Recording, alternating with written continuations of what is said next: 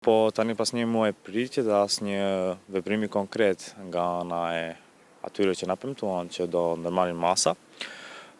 Kemi filluar në mobilizimin e studentëve, ta kemi parë mbajt me studentët të universiteteve të ndryshme në Universitetin Nën Tereza dhe tani do fillojmë edhe me takime në universitetet tjera shqiptare për të mobilizuar jo vetëm studentët e drejtësisë, po edhe studentët nga drejtimet tjera. Përkraja ka qenë shumë e madhe në sa kemi parë deri tani, jo vetëm nga studentët, por edhe nga profesorët, edhe nga njerëz të njohur në publikun tonë. Ende nuk e kemi të sigurt se ku do e mbajmë fiks protestën, po me shumë gjasa do mbahet në Shkup. Derisa nuk plotësohet kërkesa jonë, siç e kam thënë më herët, nëse për ministrin e drejtësisë kjo çështje ka përfunduar, të cilën edhe një herë kërkoj të reflektoj, por ne kjo do përfundojë në momentin kur provimi i jurisprudencës do mundsohet edhe në gjuhën shqipe. Për këtë arsye do jemi në rrugë derisa të plotësohet kërkesa.